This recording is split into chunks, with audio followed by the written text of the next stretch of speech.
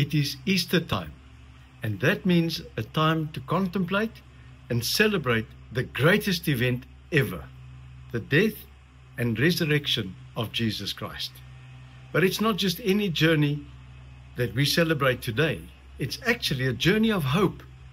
And there's a light that never ceases to shine for every traveler that's on this journey of hope.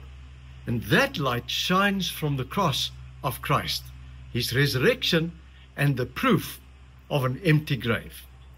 Now, during this Easter time, I encourage you to consider the cross and Christ on it, but then consider the grave and him in it, and then celebrate that that grave is empty today because he is risen.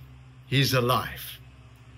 This remains the one constant for us as believers in Christ that will forever fuel hope for us. It is the celebration of the accomplishment of the God of the impossible. I simply encourage you over this Easter weekend to let this truth be your companion and enjoy preference in your thinking. It will fill your heart with joy and your life with hope. And may it be elevated in your heart how much God cares for you and how great his power is when you think of the grave that is empty. One last thought. Even when all else fails in this world and maybe in your life, may the cross and the empty grave constantly remind you that God never fails. Jesus succeeded. And I know it will make all the difference for you. May this weekend, as an Easter weekend, actually be a place where your heart and your life is truly, truly filled with the peace of God, the joy, and the wonderful hope that only he can give.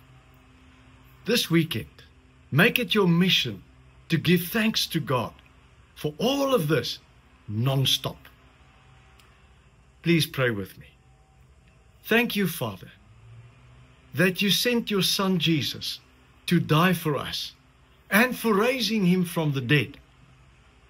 And then we pause to say, thank you, Jesus, that you came and that you gave yourself. And today you intercede for us and you pray for us and you walk with us. Thank you, Lord, that you are alive forever. Thank you for your hope. Fill everyone who watches this and that's contemplating this with new hope and your peace and your joy in this time as we give you all of our praise and thanks. We pray this in the name of Jesus. Amen.